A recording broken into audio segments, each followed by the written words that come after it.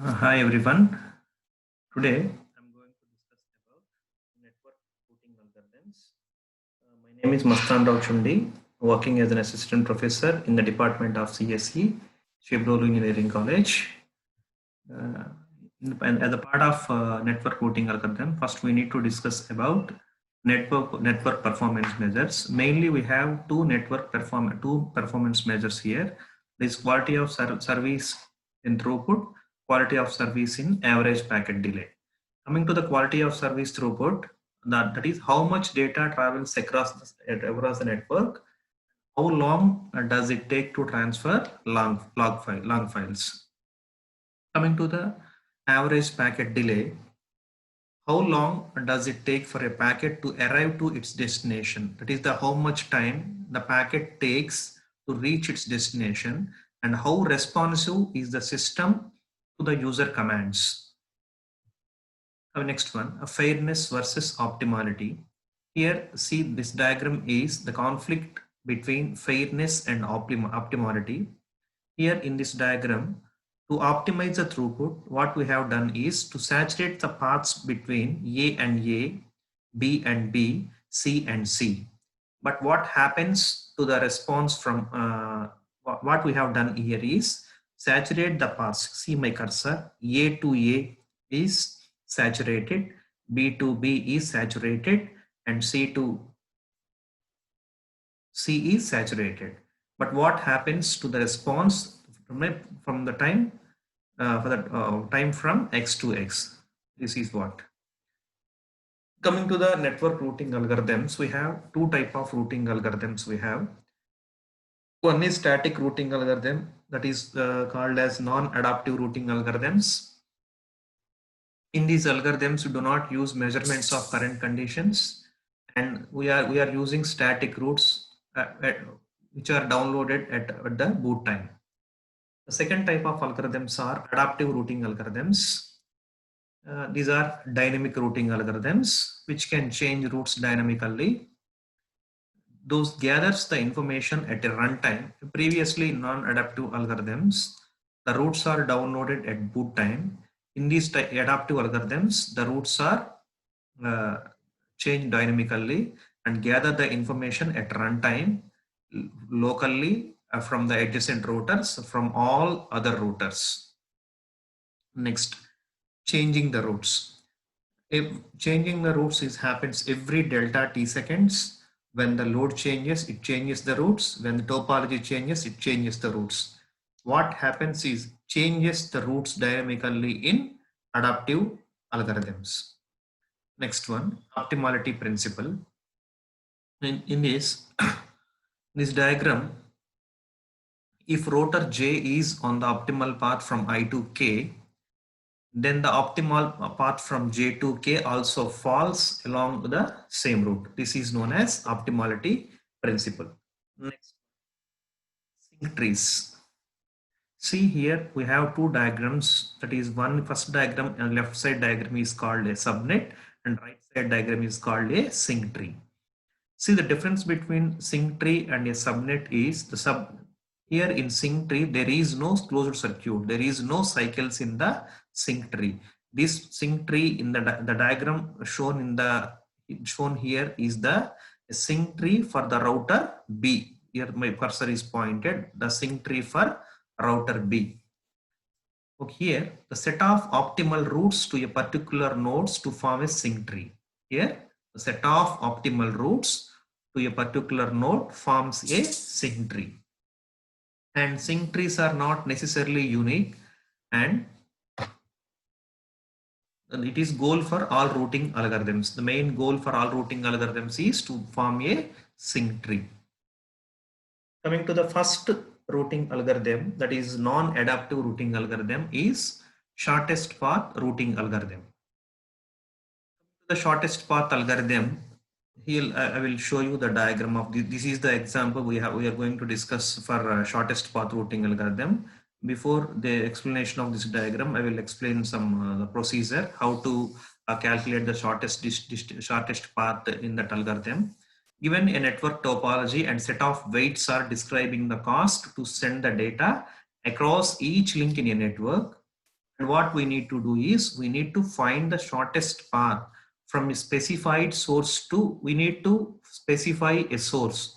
We need to find a shortest path from a specified source to all other destinations in the network. That is what we need to calculate, the shortest path.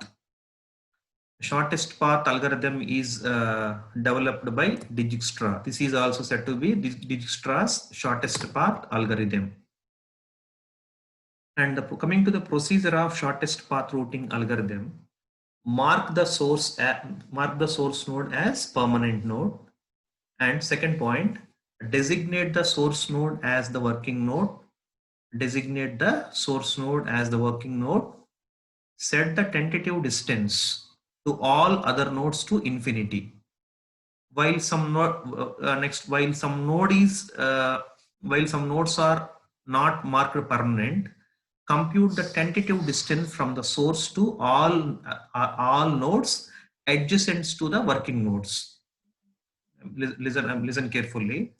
Compute the tentative distance from the source to all nodes adjacent to the working node. If this is shorter than the current tentative distance, replace the tentative distance of the destination and record the label of the working node there. And finally, examine all tentatively labeled nodes in a graph and select the node with the smallest value and make it new working node and designate that node as permanent node. Looking into the coming to the example of shortest path routing algorithm. This is the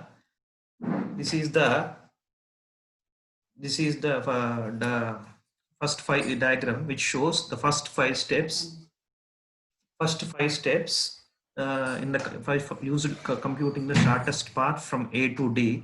In this example, the source is A. Here the source is A and destination is D.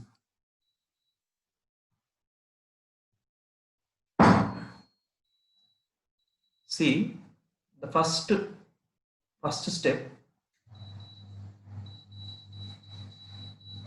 See the first step. I will this A is the source node. This is marked as source, and the distance from A to B. All weights are described here. A to B, B to C, C to D. All are mentioned in the first step. Now see, in the seconds, before going to the second step, what we need to do is find out what are the adjacent nodes to A. Here the adjacent nodes to A are B and G. The distance from A to B is 2. The distance from A to G is 6. So always it needs to choose the shortest path. So we designate the B as working node, and it is represented with an arrow mark. A to B, the distance is 2. We have direct connection A to B, that is B to A. A to G, direct, we know the connection, that is 6 comma A. Now the working node becomes to B. Now in the second step, we need to check what are the adjacent nodes to B. B to C, the distance is 7, and B to E, the distance is 2. See the first step. Here all weights are mentioned. Then we will make, here see, all unknown distances are mentioned. I mentioned previously, all unknown weights are mentioned as infinity. The first one is the infinity is the distance, and it is the line. Now in the third step, makes E as working node. Now check what are the adjacent nodes to E. F is the adjacent node and G is the adjacent node. The distance from E to G,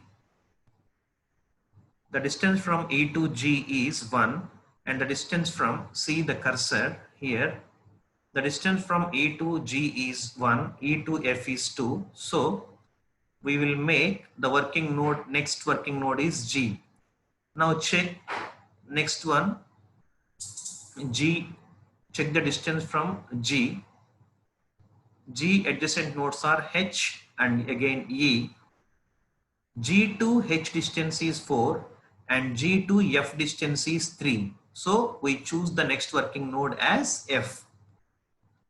And finally, F adjacent nodes are C and H. The distance from F to H is 2 and F to C is 2. So we'll go for this one, F to H. In the next step, obviously it will goes to H to D. Then it reaches to the destination. Hence, the distance from A to H is 8 through F. See, check once. A to F, A to H is through F. Here see this one where my cursor is pointed. The distance from A to H is 8 through F. See, A to B to B to 2 plus 2 3 4 4 plus 2 6 6 plus 2 8. Here mentioned 8 and directly H to D. This is the example of shortest path routing algorithm.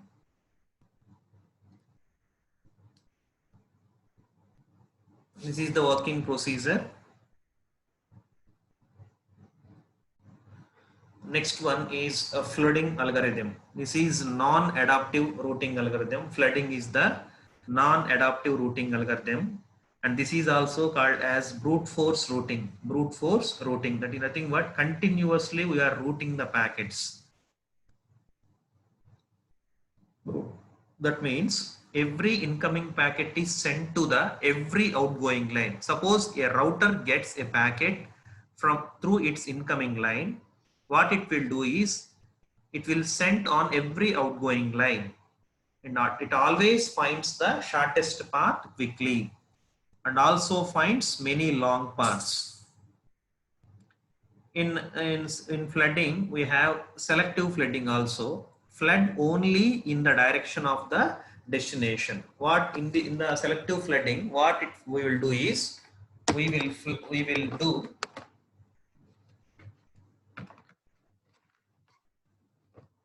in that we will flood only in the direction of destination. It is used in military applications and distributed applications, distributed database and metrics of comparison. Next routing algorithm, this is adaptive routing algorithm. Distance vector routing algorithm. Distance vector routing algorithm. This algorithm is also known as the Bellman-Ford routing algorithm or Ford-Fulkerson routing algorithm. It is the original ARPANET routing algorithm. It is previously used on internet. Early version of novels.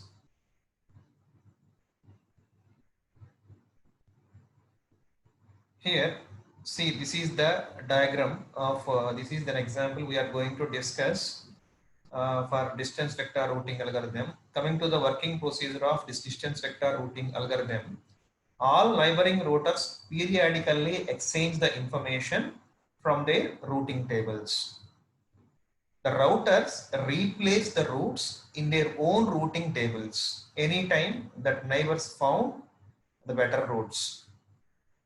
The information provided from the neighbors are outgoing line used for destination, estimate of time or distance. It can be either number of hops, time delay or packet queue, length, etc. See the working procedure. The left side is a subnet, left side diagram is a subnet and right side is the input from I to input from A, I, H, K. A,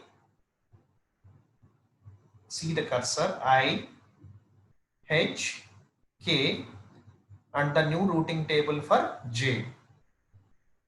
See, in this example, this is very simple example. Here we have 4 routing algorithms given here. See, A, I, H and K. We have routing algorithms for A, I, H, K. They have given 4 routing algorithms.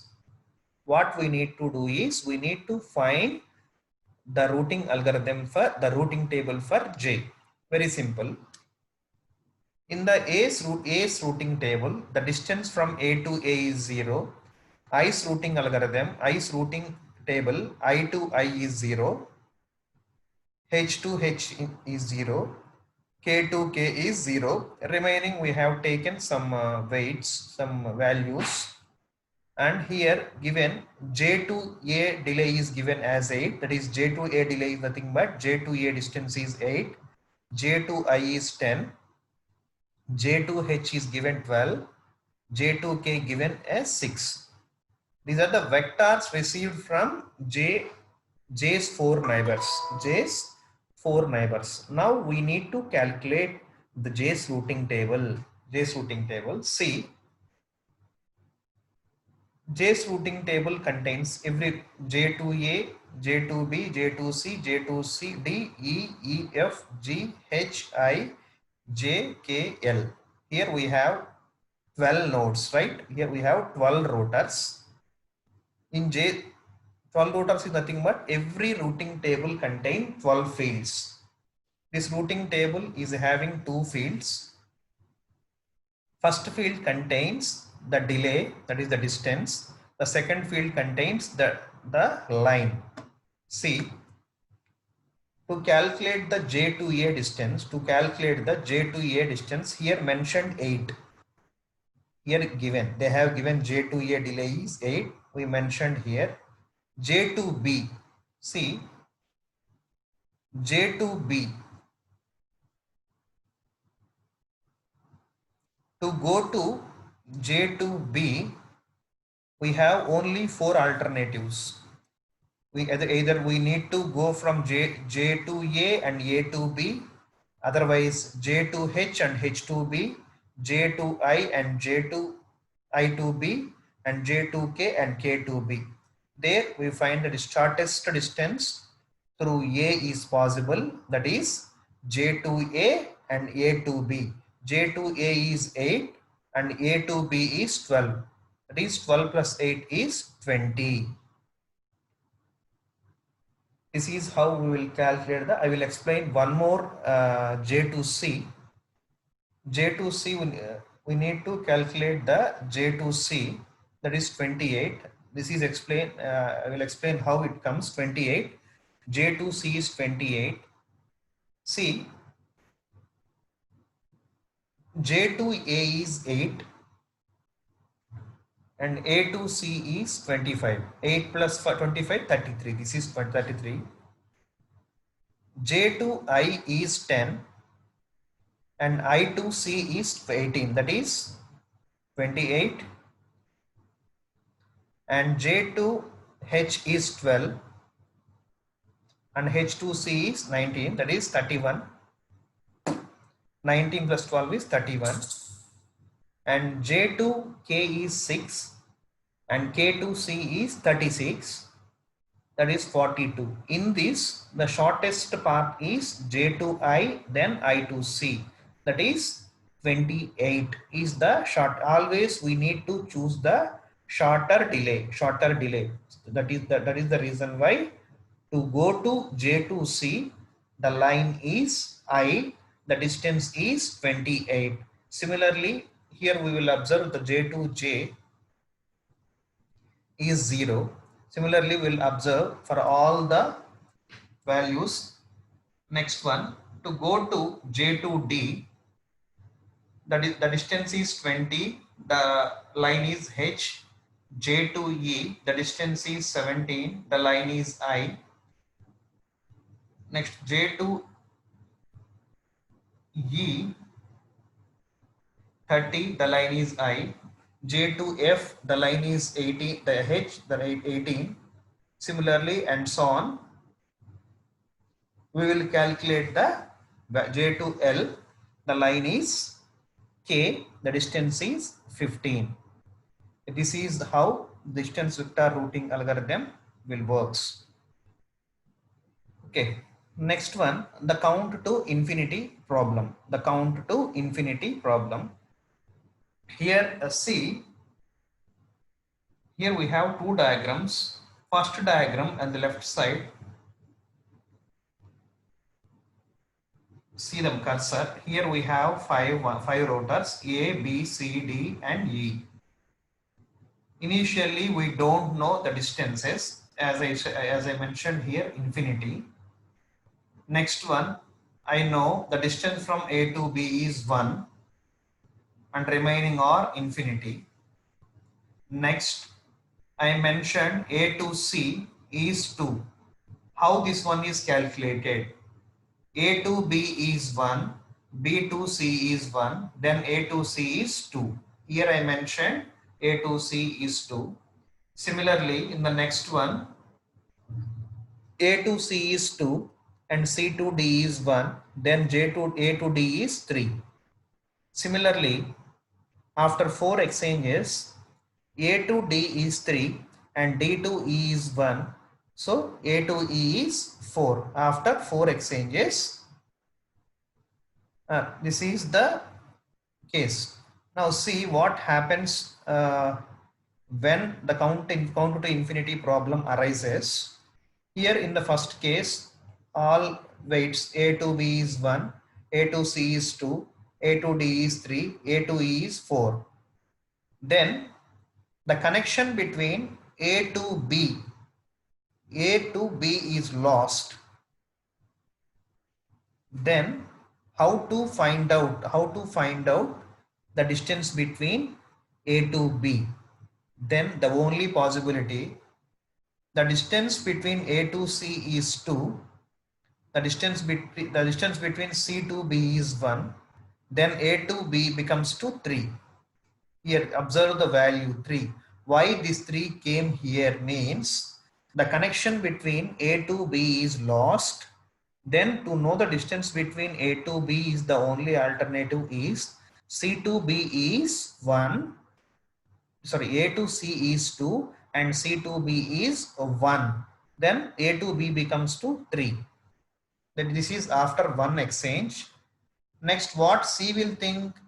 A to B distance is 3 and B to C distance is 1. Then A to C distance becomes to 4. And remaining 2 are same after 2 exchanges. Next, what it will think? A to C distance is 4 and C to B distance is 1. Then A to B distance becomes to 5 here. Similarly, values will change one after one after every exchanges. This becomes to infinity. This is how count to infinity problem occurs.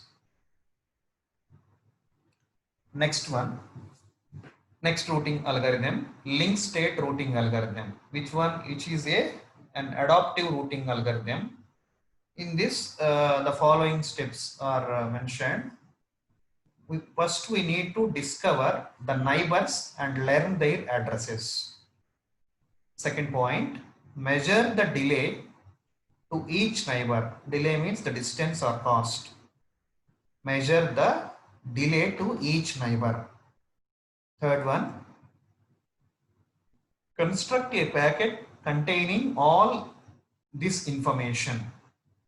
Construct a packet containing all this information. Next one, send this packet to all other routers. Next one, compute the shortest path to every other router. First one, discovering the neighbors. First, what we need to do? We need to discover the neighbors. To discover the neighbors, we need to send a hello packet on each point to point line.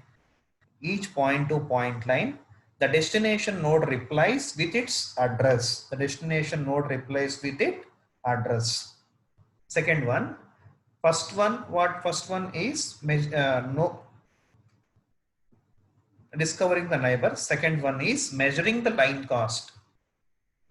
Send an echo packet over the line. Send an echo packet over the line. The destination is required to respond to echo packet immediately.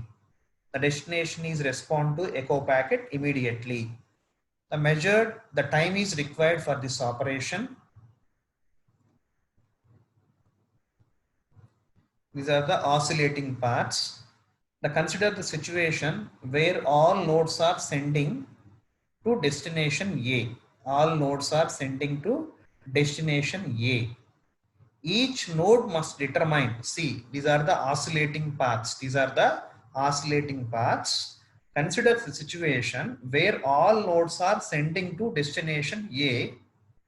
Each node must determine to either route clockwise or counterclockwise. The cost of routing clockwise is the number of other nodes routing clockwise. These are the diagram. First one is the subnet. The second one is a link state packets for this subnet. Link state packet for this subnet. See the first one, subnet. Here we have A, B, C, D, E, F. The first one is A to B is 4. This is neighbor nodes. A to B is 4. Here see, A to B is 4 and A to E is 5. The second one, sequence. This is B stable. B to B adjacents are B to A is 4, B to C is 2 and B to F is 6. Coming to the state. C, this is the link, this is the state. C is routing to C stable. C to B is 2, C to D is 3 and C to E is 1. Similarly for D, the adjacent nodes for D is D to C is 3, D to F is 7. For E to A is 5, E to F is 8, E to C is 1.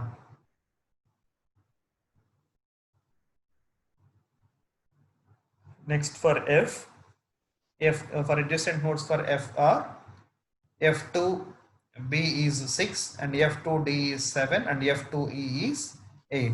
The second, this one shows the link state packets for this subnet. The first one is the subnet.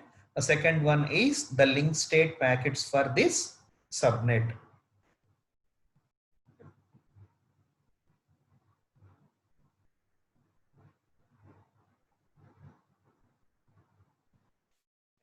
Distributing the link state packets. To distribute the link state packets, we need to use the selective flooding. Selective flooding always route the packets towards the destination. Sequence number of the packets.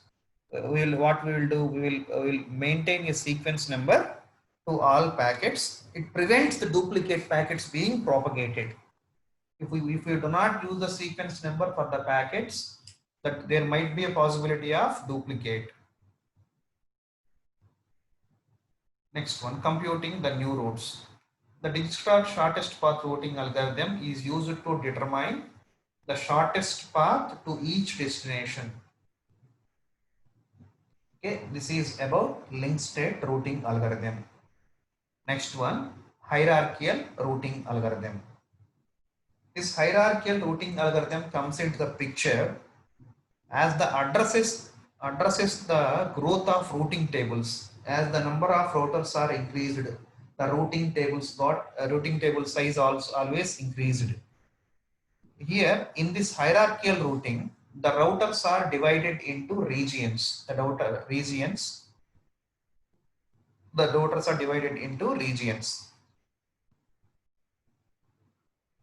In this, the routers know the routes for their own regions. The routers know the routes for their own regions. It works like telephone routing. Optimal number of levels for each N router subnet is N.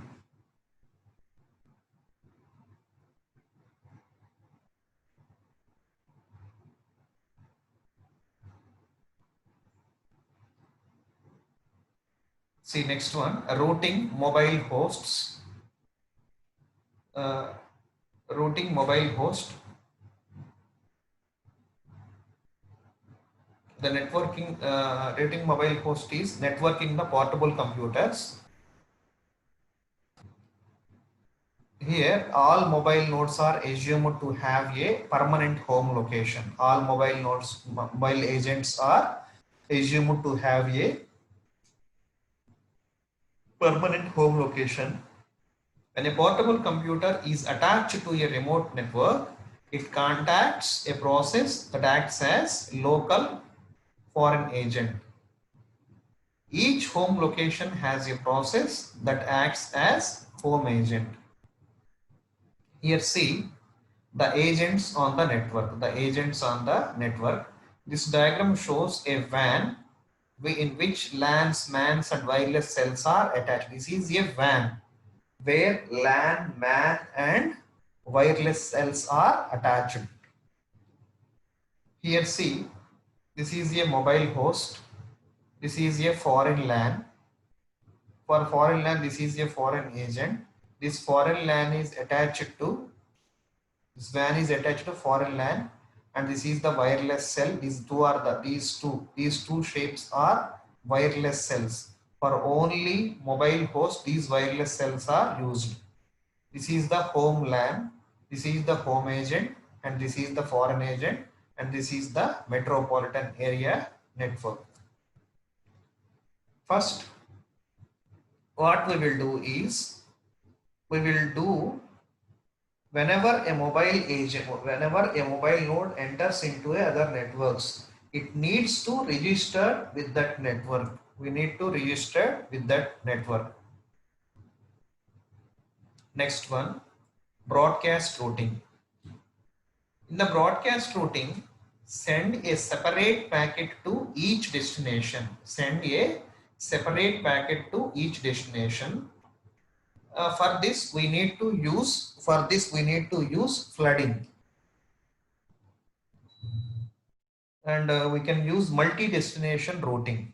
When we can use multi-destination routing. In this multi-destination routing, each packet contains a list of destinations to where it needs to go. The routers duplicate packet for all matching outgoing lines and use spanning tree routing.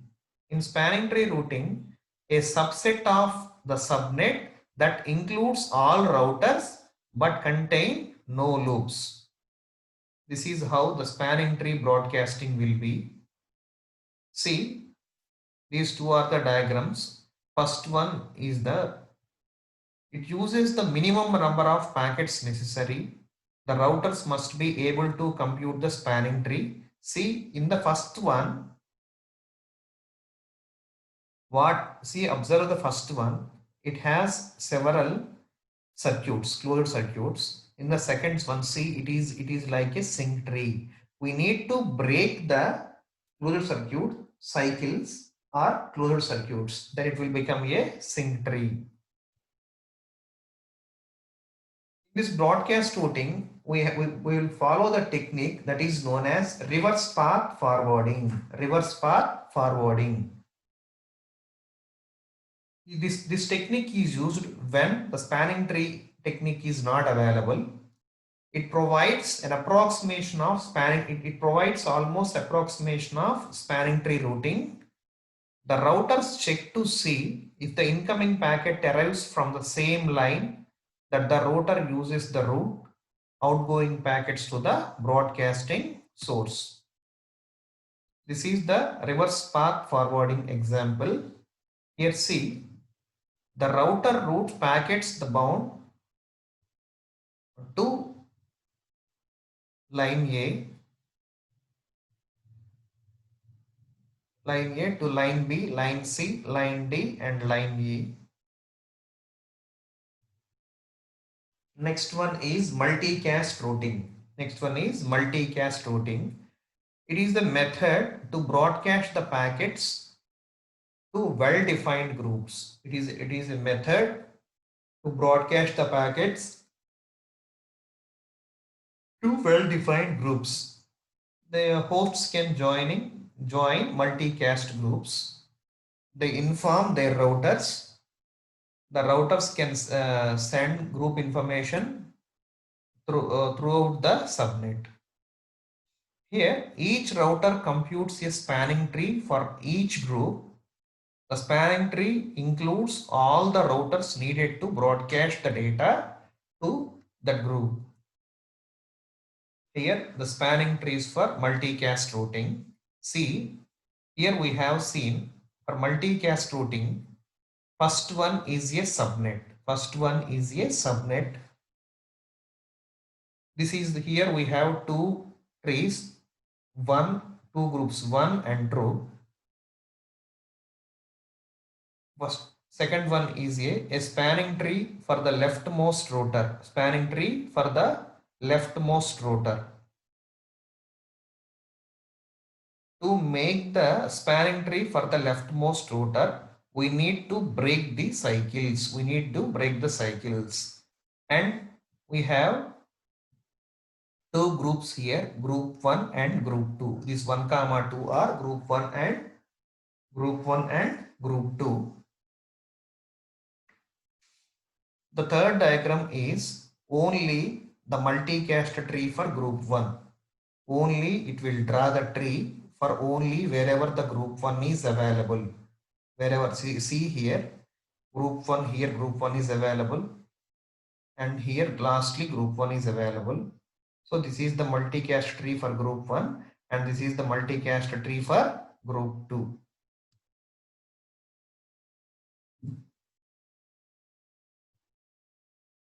Okay, this is about network routing algorithms. Okay, in the next class we will discuss about congestion control algorithms.